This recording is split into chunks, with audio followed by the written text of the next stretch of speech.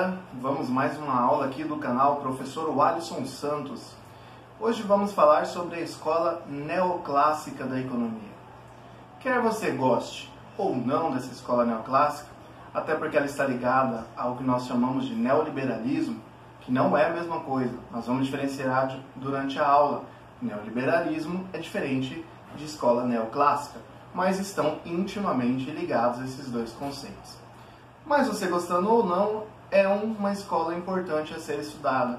Por que é uma escola a ser importante? É uma escola importante a ser estudada? Pois é uma escola que influencia hoje a maioria dos países no mundo. É bem verdade que alguns usam o que nós chamamos de estado de bem-estar social, que é derivado da economia keynesiana, que é a nossa escola seguinte a ser estudada. Mas a maioria dos países hoje usam as políticas econômicas ditadas pela escola neoclássica. Então ela é muito importante. Outro ponto que a torna mais importante ainda é que o nosso atual presidente Jair Bolsonaro, ele se elegeu com um discurso baseado nessa escola, a escola neoclássica da economia. Então, se você quer entender o governo brasileiro atual, se você quer entender os Estados Unidos, a Nova Zelândia e a maioria dos países, por que eles fazem o que fazem, eu convido você a assistir a nossa aula de hoje. Vamos lá? Vamos começar. Primeira coisa que você precisa saber para entender uma escola econômica, o que é? Já falei nas aulas passadas. Você precisa entender o contexto histórico da escola. Tá? O contexto histórico, o contexto social em que aquela escola se originou. Até 1870, predominava na economia as ideias da escola clássica, Adam Smith, David Ricardo, Thomas Malthus. Porém, em 1960 e 70, a escola marxista, através dos livros de Marx, começam a ganhar corpo, começam a ganhar defensores em vários países do mundo. E aí surge a escola neoclássica como um contra-ataque a essa escola marxista que estava ganhando popularidade no mundo. Isso devido ao fato da segunda revolução industrial ter piorado a condição de vida dos trabalhadores, o que fez com que a escola marxista ganhasse muitos adeptos, tanto no meio intelectual quanto dentro dos sindicatos e trabalhadores de fábrica. Então a escola neoclássica surge para se contrapor à escola marxista. Essa escola vai surgir em 1870 e vai predominar no mundo até 1929. Por que em 1929 ela deixa de ser predominante no mundo? Porque em 1929 ocorre a Grande Depressão Americana, a quebra da Bolsa de Nova York. O que foi a quebra da Bolsa de Nova York? Quando ocorreu a Primeira Guerra Mundial, os Estados Unidos não tiveram batalhas em seu território. Já a Europa, que possuía praticamente todos os países industrializados, tirando os Estados Unidos e o Japão, estavam na Europa. O Japão teve guerra no seu território, a Europa também teve guerra em seu território. Então, a infraestrutura da Europa foi destruída, as fábricas da Europa foram destruídas, todo o seu sistema de transporte, perdeu muita mão de obra, que foram os homens que foram para a guerra. A Primeira e Segunda Guerra Mundial causaram muitas mortes, nas casas de milhões. Então a Europa não conseguia produzir quase nada depois da Primeira Guerra Mundial. Mas, depois de alguns anos, a Europa foi se recuperando. E os Estados Unidos tinha como escola predominante a escola econômica neoclássica. E a escola econômica neoclássica, vamos lá, a primeira teoria que ela aceita da escola clássica, que é a lei de Sé. E a lei de Sé defendia o quê? Que toda produção gera sua própria demanda.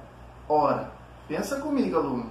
Se toda produção gera sua própria demanda, significa que tudo que os Estados Unidos produzisse geraria a própria demanda para o produto americano.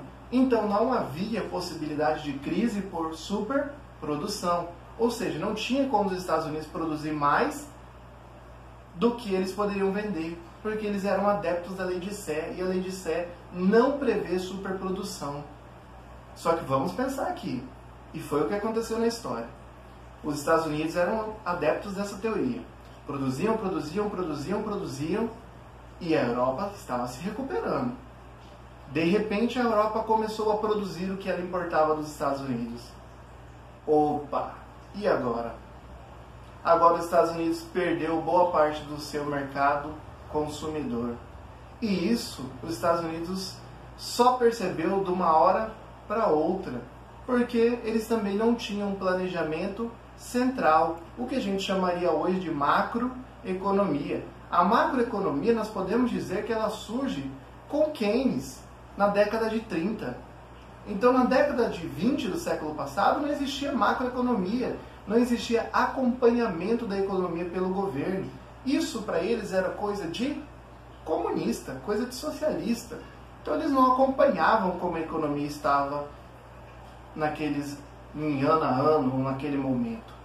Então, de repente, percebeu-se o quê? Que as empresas estavam lotadas, seus estoques estavam lotados e não tinha para quem vender porque a Europa se recuperou.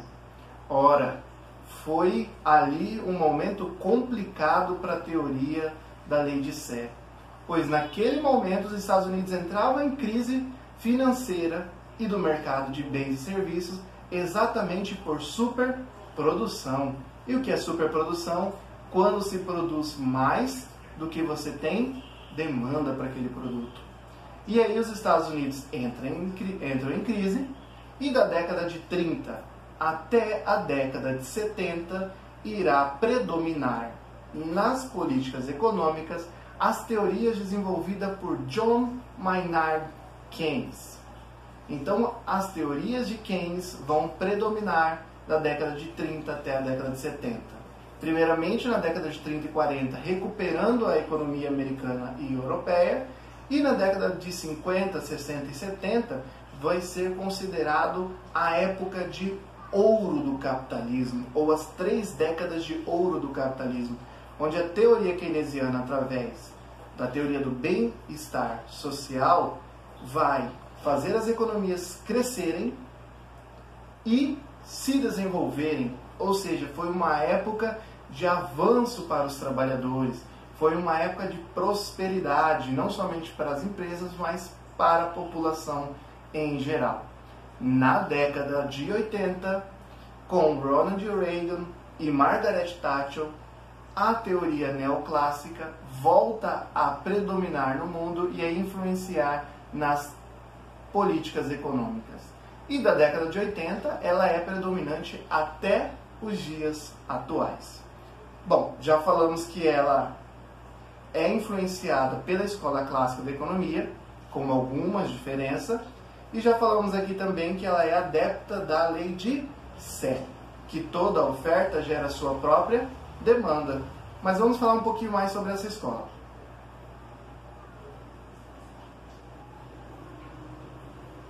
Essa escola também é conhecida como Revolução Marginalista, porque eles vão criar as teorias marginais: custo marginal, receita marginal, satisfação marginal do consumo. Aluno, para entender microeconomia, você que é aluno de economia, aprenda bem esses conceitos, que isso vai te ajudar muito na disciplina de microeconomia. E se você quer passar em um concurso que tem economia, isso também é fundamental. Os principais teóricos dessa revolução marginalista foram William Stanley Jevons, Karl Menger, Leon Walras e Alfred Marshall. Com certeza, Alfred Marshall é um dos mais importantes, não só do ponto de vista teórico, mas do ponto de vista da economia matemática. Se você vai estudar microeconomia aplicada, com certeza você vai estudar muito da parte matemática desenvolvida por Alfred Marshall. Depois que a escola neoclássica se desenvolveu e ganhou corpo na economia, ela vai dar origem a 3 escolas que vão ser abordagens da escola neoclássica, que vão ser a escola austríaca, a escola de Lausanne e a escola de Cambridge.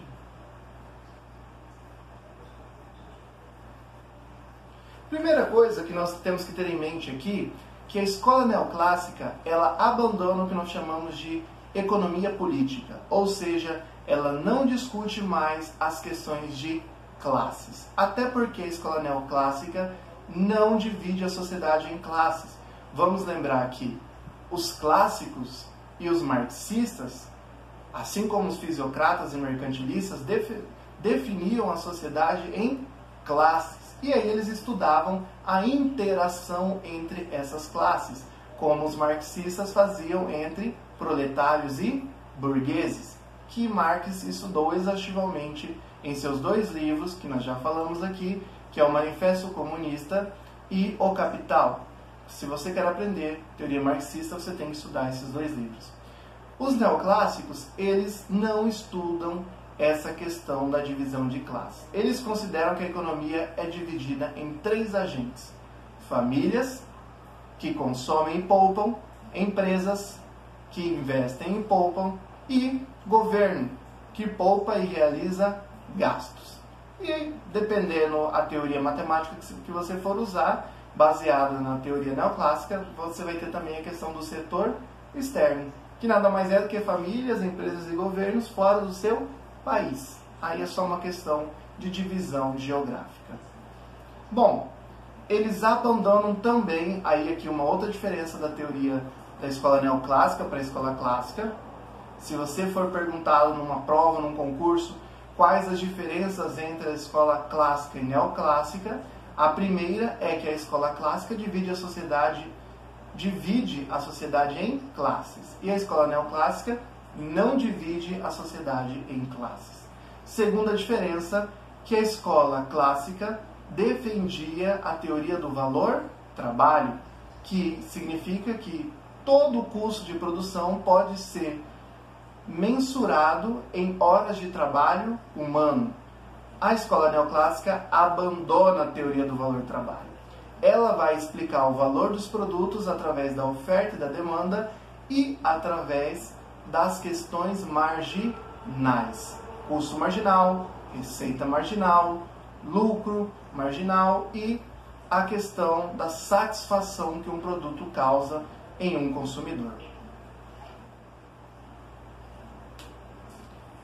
A escola neoclássica, ela diz o seguinte: bens econômicos são bens escassos e terão mais valor quanto maior for a sua escassez. Olha só, para que um bem seja econômico, ele precisa ser escasso, ou seja, ele precisa ser limitado. Quanto mais limitado um produto for, maior vai ser o seu valor na economia. É isso que os neoclássicos usam para explicar o valor de um produto. Ou seja, o valor de um produto depende da sua escassez, de um momento específico e da atratividade que esse produto gera na sociedade. Vamos lá, um exemplo. A água. Até pouco tempo atrás, a água não era considerada um bem econômico porque era um bem abundante. Hoje, a água é considerada um bem econômico. Ora, você não compra um garrafão de água aí na sua casa? Ou você não paga a água que você compra de uma empresa pública ou de uma empresa privada, caso tenha sido privatizado a água no seu município? Você compra água. Você compra água para lavar o seu carro, para lavar a sua calçada, você compra água para beber. A água hoje ela é escassa. Então, se ela é escassa, ela é um bem econômico. Ela tornou-se um bem econômico no decorrer do tempo porque ela foi ficando escassa. Nós fomos poluindo os rios e a população foi aumentando. Isso tornou-se a água um bem escasso e um bem econômico. O ar. Bom, no Brasil ainda não é um bem econômico. Por quê? Porque é um bem abundante. Se ele é um bem abundante, ele não se torna um bem que tem valor na economia. Ok? Caso ele venha a se tornar um bem escasso, aí ele se torna um bem econômico. Os neoclássicos usam isso para explicar por que um produto tem mais valor que o outro. À medida que um produto causa maior satisfação nos seus consumidores e que ele for mais escasso, ele vai ter um valor maior na economia, ok? Então, através das questões marginais, os neoclássicos vão explicar o preço de um produto. Bom, na próxima aula nós vamos falar sobre a questão das forças internas que levam a economia ao equilíbrio que os neoclássicos defendem, assim como os clássicos, e expandem essas teorias, e aí eles vão falar sobre quando o governo deve intervir ou não deve intervir na economia e como funcionam as forças internas que levam a economia ao equilíbrio. Para essa aula não ficar muito grande, eu vou dividir ela em duas, que a escola neoclássica é muito importante para ser estudada, e vou explicar também como a escola neoclássica influencia na sua vida, no seu dia a dia. Aguardo você até a próxima aula, a parte 2 da escola neoclássica. Valeu, galera! Qualquer dúvida pode deixar no comentário, pode curtir e compartilhar. Falou, pessoal!